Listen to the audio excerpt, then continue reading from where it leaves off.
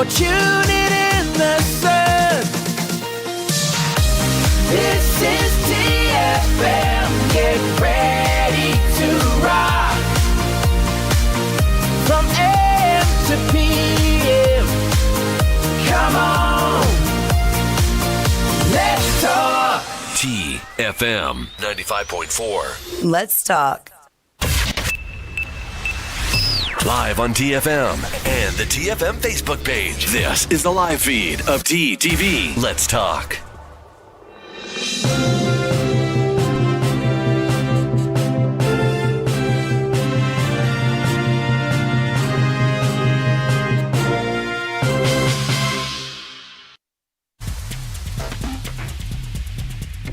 Hello and welcome to The Outline. These are the top headlines from our newsroom today. Expat ownership of flats to boost real estate sector in the Sultanate. Omani startup Rafiq helps save over 100,000 plastic bags. Oman Arab Bank launches new digital services today. US House Speaker sets 48-hour deadline to approve relief package before election. Flood death toll in Cambodia rises to 25 while 37,000 evacuated. Early race delays for Ahmed Al Harthi prevent podium challenge. From IPL 2020, Butler powers Rajasthan Royals to 7-wicket win yesterday. Pakistan named uncapped Abdullah Shafiq among 22 probables to face Zimbabwe. In addition to that, in today's show, we'll be talking about sweetened drinks and its harmful effect with a very special guest from NMC Specialty Hospital in Al Ghubra.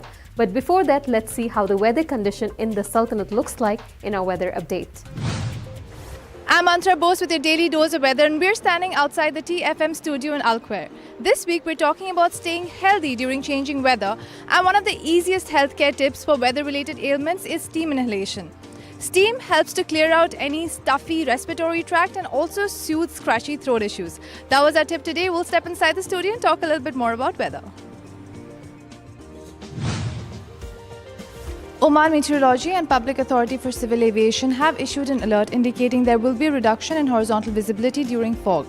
Apart from this, the rest of the Sultanate will enjoy clear skies with advection of clouds over the Al Wusta and Dhofar Governorate and also the possibility of isolated rain. There's also a chance that these areas may have low-level clouds and fog patches. With that, let's take a look at what the weather is going to be like in the rest of the Sultanate. Muscat will be sunny with temperatures between 31 degrees Celsius to 24 degrees Celsius. Musandam will also be sunny with temperatures between 33 to 23 degrees Celsius. North Al Batana will be sunny with temperatures between 32 to 22 degrees Celsius. And South Al Batana will also be sunny with temperatures between 33 to 22 degrees Celsius. Al Buremi will be sunny with temperatures between 35 to 24 degrees Celsius. Al Dahira will be sunny with temperatures between 37 to 24 degrees Celsius. Al Dakhliya will be sunny with temperatures between 36 to 24 degrees Celsius. North Al Sharqiya will be sunny with temperatures between 36 to 22 degrees Celsius. South Al Sharqiya will be partly cloudy with temperatures between 32 to 25 degrees Celsius. Al Wusta will be partly cloudy with temperatures between 31 to 25 degrees Celsius, and Dhofar will also be partly cloudy with temperatures between 33 to 24 degrees Celsius. Oman's largest online supermarket now has no minimum order limit. From grocery to household items, Rafiq has everything that you want. Enjoy worry-free shopping with over 8,000 products to choose from and get it delivered straight to your doorstep. Rafiq, you order, we deliver.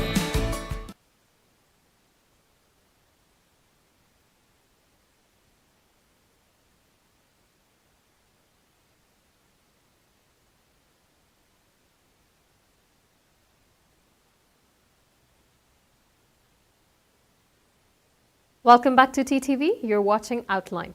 Now, before we get into the details of the local stories for the day, let's see how the COVID-19 situation looks like in the Sultanate.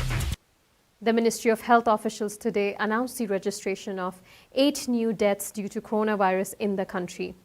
This has taken the total death toll to 1,122 in Oman. The Ministry of Health officials also extended their deepest condolences to the families of the deceased. In addition to that, the officials also registered 439 new coronavirus cases in the country today. The total cases in the country have now touched 111,033, including 96,949 recoveries and 1,122 deaths, according to the officials.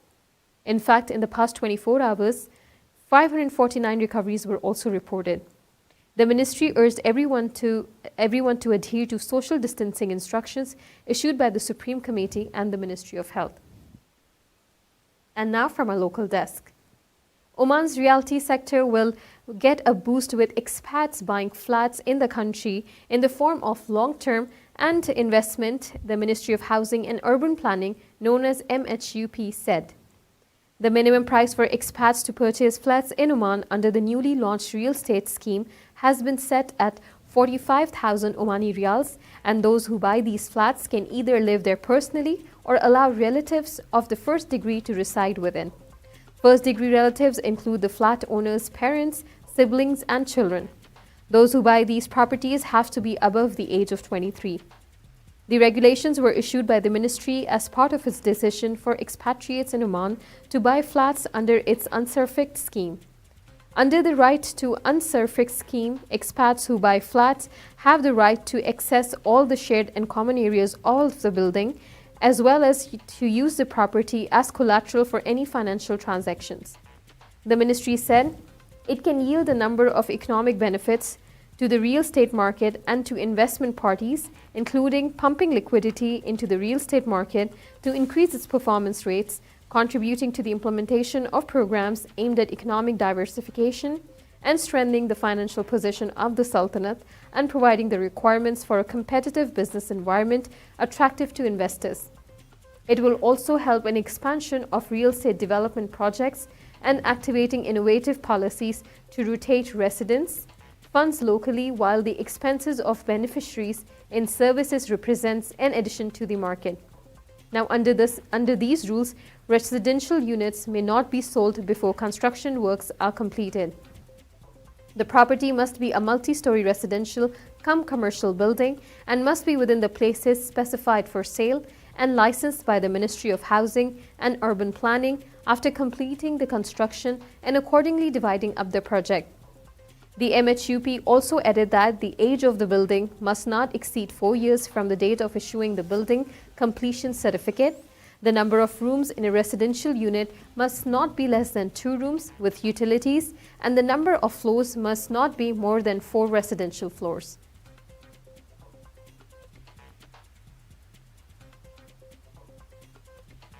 Now, homegrown e-commerce startup Rafiq.om has saved more than 100,000 plastic bags since its launch, that was in March 2020.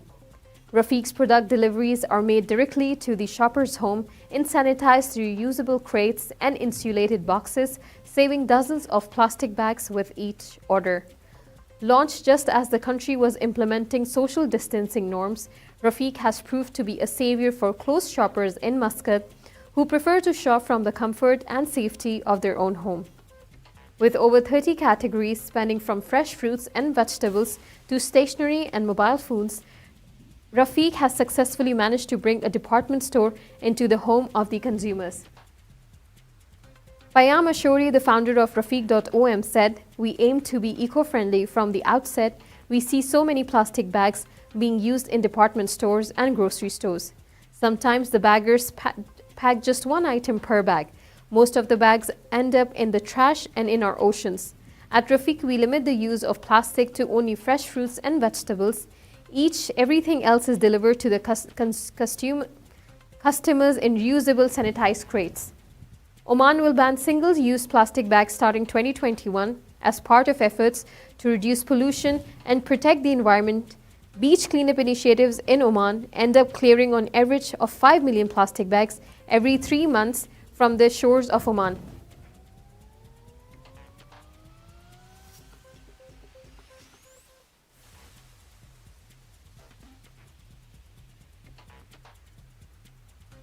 Now, earlier this morning, Oman Arab Bank launched its digital services for its users. This has been done in line with the technological advancements in the banking sector, as well as to be at the disposal of users. Now, to find out more details about these services, let's hear from Rashid Al-Sheikh, who's the acting head of Retail Banking Division at Manara Bank, about what has been launched this morning. So we're very excited to have launched a number of innovative services and features on our digital channels. We believe that it enriches our customer experience and provides superior convenience, one of which is we have launched a digital onboarding solution where non-OAB clients can join the Manara Bank family digitally from the comfort of their homes by downloading our mobile app, and then they can enjoy our services. The other one is that we are also have launched a instant top-up. So our existing clients with existing loans will be able to top up their loan accounts 24/7, 365 days a year.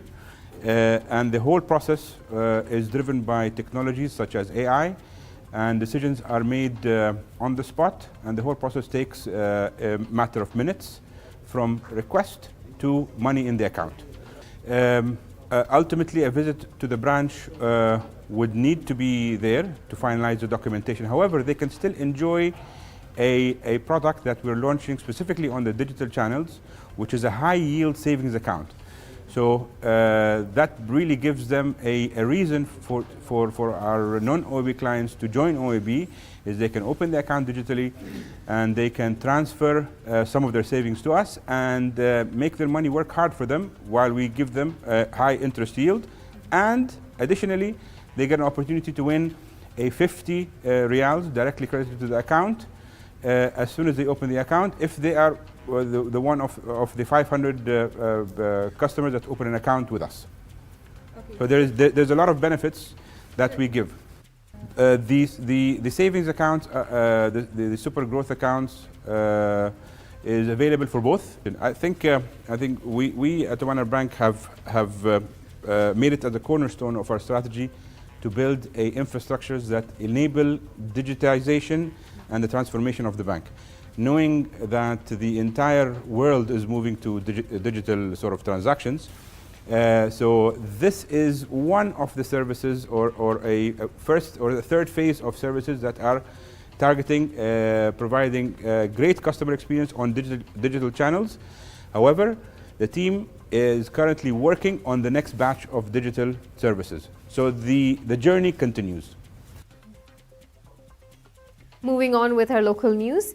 Last month, the tax authority in the Sultanate announced that the establishments concerned will have to start paying selective tax, that is excessive tax, on sweetened drinks with effect from October 1st, 2020. Now, the tax application comes within the context of the unified GCC agreement on selective tax already imposed by some GCC states on the said products before the Sultanate did. The tax authority further explained that according to the provisions of Article 15 of the selective tax, all parties with businesses in sweetened drinks subject to the tax importing, production, trading or distribution must submit a notice of their existing stocks of such products on the day preceding the date of application of the tax, which means existing stocks by the end of September 2020. The notice has to be filled within 15 days from the date of application of the tax via the electronic portal of the tax authority. To talk more about the harmful effects of the sweetened drinks, as I mentioned earlier, we have very special guests joining from NMC Specialty Hospital in Al Gobra. So let's welcome Ms. Minnie Padikal, who's a dietitian, food and nutritional from the NMC Specialty Hospital.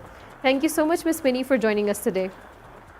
Thank you so much, and a very good afternoon to everyone. So today I think it's a very relevant topic. We all love sugar, and sugar is actually an obsession to everyone, and it may be sweet, but the health effects of sugar consumption can lead into serious health problems. So drinking high amounts of sugar-sweetened beverages such as artificial fruit juices, carbonated beverages, and energy-boosting drinks can cause serious impact in our health. So when we look into the health effects, first of all, I would like to tell you about the dental health, because most of these products contain both acid and sugar. So the acids in soda create an acidic environment in your mouth, while the sugar feeds the harmful bacteria, that reside there. So this can have severe adverse effect on our dental health and can cause tooth decay, in our oral health, and in both adults and children over time. So tooth decay is one of the most harmful effects of these drinks. And another major health issue about these drinks is about a metabolic disorder that is the most common thing, which is commonly known as diabetes or type 2 diabetes mellitus. So these kind of sweetened beverages may be the dietary cause of type 2 diabetes. For example, if you consume a 8-ounce can of any sugar sweetened beverages, you are consuming almost 100 calories and 27 grams of sugar. So 1 teaspoon contains 4 grams of sugar. So you can imagine, how much sugar you are adding into your body at a time. And when you drink a sugary soda, your cells may become less sensitive or resistant to the effect of insulin. So it can cause insulin resistance. It is a key factor for metabolic syndrome, which is a stepping stone towards type 2 diabetes mellitus and heart diseases. And when we talk about heart diseases, it's a well-established thing that sugar-sweetened drinks increase the risk factor for high blood triglycerides and bad cholesterol, which is commonly LDL, low-density lipoproteins. And another medical condition which is having an adverse effect is gout. Gout is actually characterized by inflammation and pain in your joints. And this happens when high levels of uric acid in the blood become crystallized. So we all know that fructose is the main carbohydrate to increase the uric acid level. So people who drink or frequently consume these kind of sugary drinks appear to have an increased risk of gout, which can cause pain and inflammation in your joints. And another problem with this kind of fizzy and diet drinks, which is the most common problem, as they are very acidic in nature. So these kind of drinks can release gas as it moves through your digestive system, and the result will be a bloated stomach, which is most commonly found in people. And the last one, but which is the most important concern, is about obesity or weight gain, because all these sugary beverages are loaded with high calories. So high sugar intake is associated with weight gain. So in particular, fructose is linked to a significant increase in the dangerous fat around your belly, which is most commonly known as belly fat, where your internal organs are there. So this belly fat or abdominal obesity is the major reason for all metabolic disorders like type 2 diabetes mellitus, high blood pressure, gallbladder stones, fatty liver, etc. So these are the major health effects of these sugary drinks. You know what, Miss Minnie, I am honestly right now very shocked and surprised just to know the harmful effects of these sweetened beverages that are the ones that I have noted are more than 8 right now. So I can imagine how much, on a daily basis, not knowingly, we consume sugar, we consume these sweetened beverages, and what kind of effect is actually making to our health.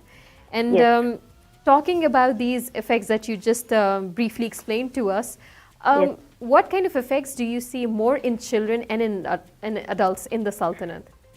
The effect is when we talk about a child who consumes these kind of beverages frequently, increases the risk of obesity by 60%, because childhood obesity is a major concern all over the world.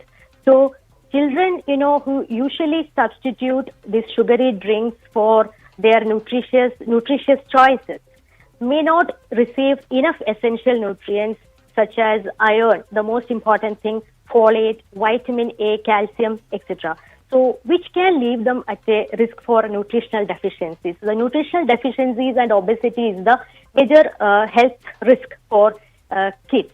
And when we talk about adults, it's almost same effect for adult too, because the calories produced by sugar sweetened beverages have almost little nutritional value, and they may not provide same feeling of fullness because that solid food provides. So they want to eat more.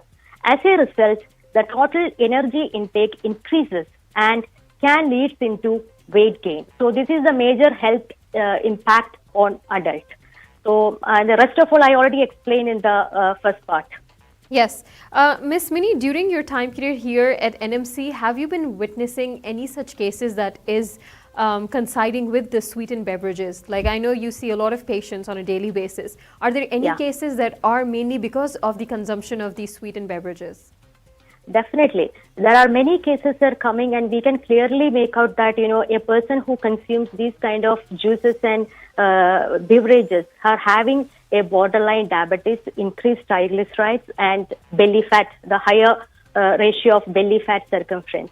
So this is a clear indication. When we take their history, we can assume that the one of the reason for that is particularly this intake of sugary beverages.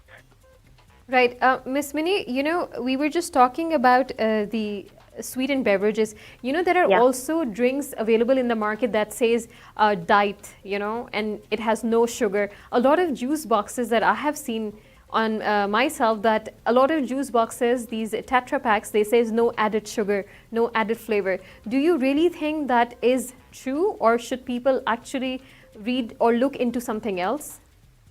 Definitely not, because when we take all these products, most of these products contain preservatives and addictive agents, which increases their shelf life, and preservatives mostly. These things are very harmful to our body, which can cause the same effect on your body, can lead into many other problems in future. So it's definitely, not to rely on these products, and best choice is go for healthy sugary drinks. Because when we talk about a healthy sugary drink, it's not necessary to add sugar into it, because homemade juices or smoothies are the best choice. When we go for an option, or go for always, homemade juices or smoothies, make smoothies at home with almond milk or fresh coconut milk with, you can mix and match with different types of fruits, or go for fresh juices without any sugar.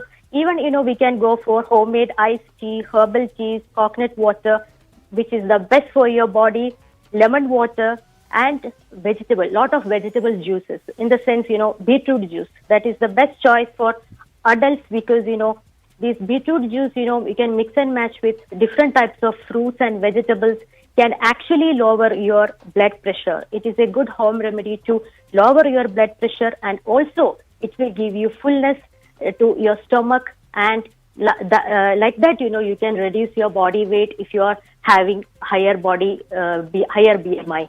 Right. So, yeah. So, Miss Minnie, if, like, for example, like some people have always sweet tooth. I'm talking about myself. I'm always craving of sweet or desserts. But with these drinks, if I'm making at home, and for all the viewers who are watching right now, if they want to add an element of sweetness, what would you prescribe, or what would you suggest? Yeah, instead of sugar, there are other choices, like, you can go for good natural honey is the best choice to add in your your smoothies or juices. Honey is a very good option. Or you can go for jaggery, because it's a complex carbohydrate, so you can go for jaggery. And otherwise, I think you can use little bit of lemon juice to flavor your vegetable juices or smoothies. You can add lemon ginger, because both these herbs, actually can induce a weight loss process, and it will help you to reduce acidity, bloating in your stomach. So it's better to go for natural rather than go for artificial sugar or sweetness. Talking about artificial sweetness and drinks right now, Miss Minnie, let's just trying to be practical right now. There are still people who are addicted to these sweetened beverages, and especially the children, If one has to consume on a daily basis these bad sugary drinks, what is the minimum consumption can one take in terms of a child and in terms of an adult? Okay. After all, I cannot tell you a recommendation because it's an unhealthy food choice. But still, you can consume a particular amount in a day or week. That is not possible. Like, you can consume 1 can in a day or in a week like that. So what I believe is better to go for occasionally or like monthly, once or twice. Use it in moderation. And if it is, for the kids, the parents has to be role model. The parents has to convince their kids about the harmful effects of these juices every time when they go for it. So proper awareness programs or proper education is very important when we talk about the kids. So during your time period, Miss Minnie, what amount of patients and what amount of percentage of these patients come into you complaining the same thing, if you have to jot it down? Yeah, most of the childhood obesity cases are, the parents will be accompanying their kids, and their main concern is like the junk food intake. It will come under this sugary beverages. So their concern is they don't want to drink, the kids don't want to eat fresh fruits or vegetables, or they don't want to drink water. They prefer to go for this kind of packaged juices or aerated beverages. So the best thing, as I told you, is like, to create awareness among the kids and to convince them about the harmful effects of this consumption. And, I can clearly say one of the major reasons for childhood obesity cases are this because of this sugary intake. And in Oman, in recent study indicates that almost 6,000 new diabetic cases are recorded in Oman in the year of 2019 as per National Center of Statistics. So, one among the 5 reasons will be these highly sweetened drinks that I can clearly tell you from my experience. So, and also there are several studies conducted by different universities in Oman, and one among is that Al Sharqiya University in Oman. The prevalence of using these kind of beverages was nearly 75% in young adults. So you can understand the seriousness of this problem. And they concluded the study is like, the consumption is high due to the lack of knowledge and the awareness campaigning. So the proper education is very important among the people to make them convinced about the harmful health effects of these juices and beverages. Right. You think, Miss Minnie, with the tax authority imposing this 50% tax on these sweetened beverages will actually be fruitful for in terms of consumption? I feel it's a good move, as it will help to reduce people's addiction to buy such unhealthy products. But the consumption of these products among our children and youth in Oman is very high, as I mentioned earlier. And with this new rule, we hope our children and adults will reduce the intake. But on the other hand, people who are, kind of addicted will think twice before buying these products. So proper awareness programs are very important, and it should be started from the school level. And our school canteen should be a role model to our kids. The school canteen should sell healthy products. They should be a role model to our kids, and also a proper healthy eating habits, how to eat healthy. That kind of syllabus should include in our syllabus, children's syllabus at very young age itself. So all these kind of awareness programs will help to our kids to get proper awareness, and actually at least they will understand the importance of eating healthy and drink healthy. Whatever they are consuming or put into their body should be healthy and natural. Miss Minnie, as you know that we are live right now, so we have a question your way from one of the concerned parents, I believe. The lady is saying that, you just mentioned that kids are not into healthy drinks at home specifically. And she said that she has been trying really hard to have this kind of program where she makes smoothies at home, like including vegetables and fruits, but the kids are not really interested in it. She's asking your advice. So how can she make kids interested, and how can she make kids like those smoothies? What flavors or what additives can she use? It's all I can understand, because kids normally, once they adapted to these tastes, this artificial sweetness, taste, and this coming in attractive packets, and the media advertisement, everything is having a positive effect on the kids. I mean, they will get addicted to all these foods because the addiction is the problem.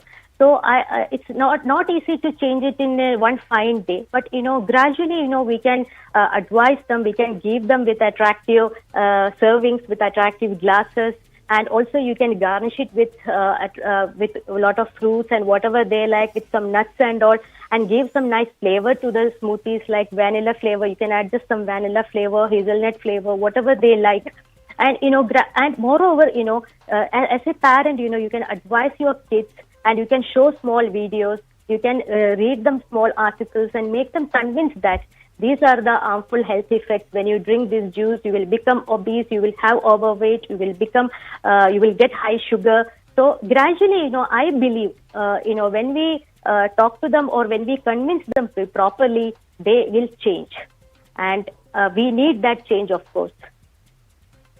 We have one more question, Miss Minnie, your way, from one of our viewers.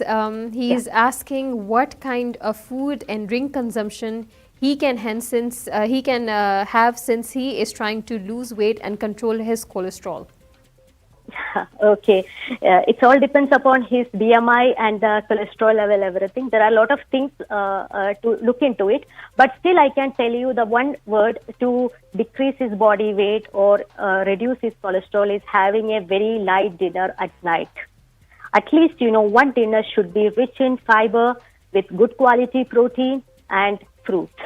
So replace your dinner with lot of fiber. That is the best way to reduce your weight and also to decrease your cholesterol, because fiber is lacking in our today's diet. So one meal, especially at night, the dinner should be with more fiber. That is the best way to reduce your weight. Thank you so much, Miss Minnie, for joining us and answering to some of the questions we had your way. It was a very informative session with you. Thank you once again. Thank you so much. Thank you so much.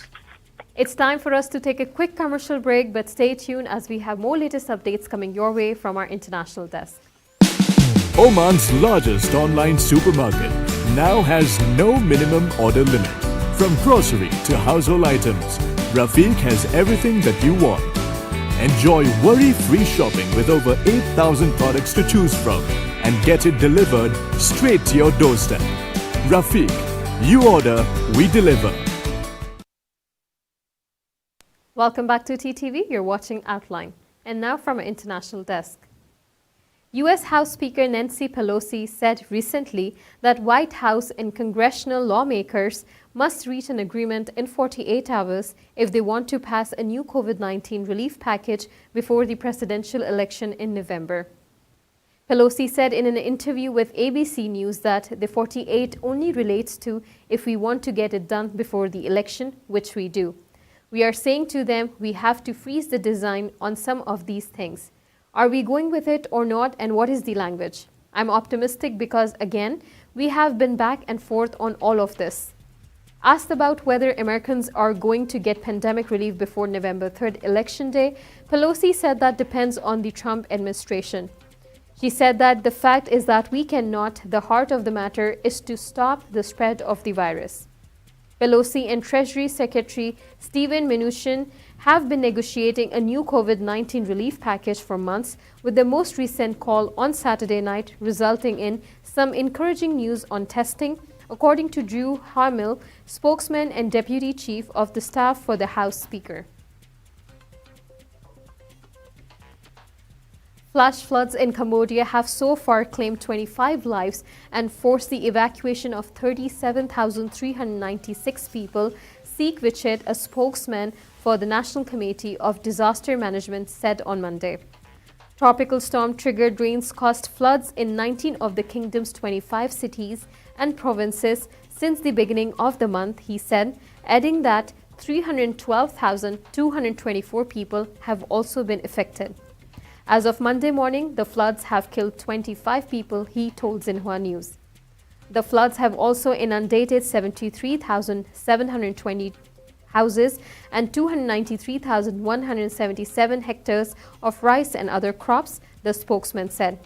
Ministry of Labour and Vocational Training spokesman Hang Soor said on Monday that 77 garment and footwear factories have been hit by rain-induced floods and 23 of them suspended their operations temporarily.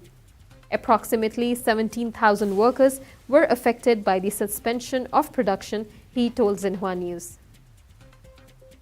Once again, it's time for a quick commercial break, but stay tuned as we have updates from our sports desk. Oman's largest online supermarket now has no minimum order limit. From grocery to household items, Rafiq has everything that you want.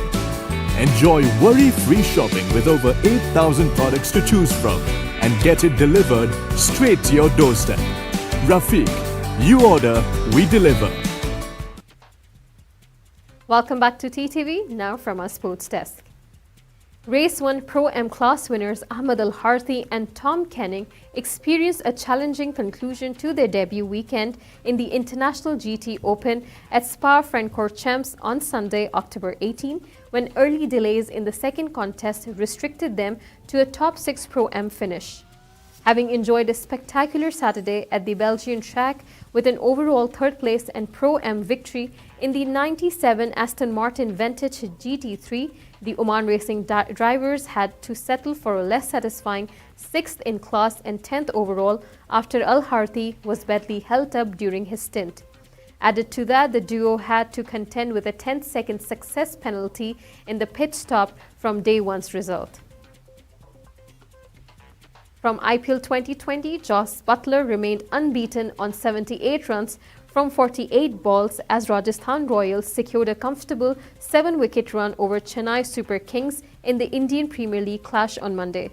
Chasing a 126-run target, CSK seamers Deepak Chahar and Josh Hazelwood picked 3 wickets inside the power play overs. However, Buttler and Smith then went on to add 98 runs for the 3rd wicket, helping Rajasthan complete the chase in just 17.3 overs.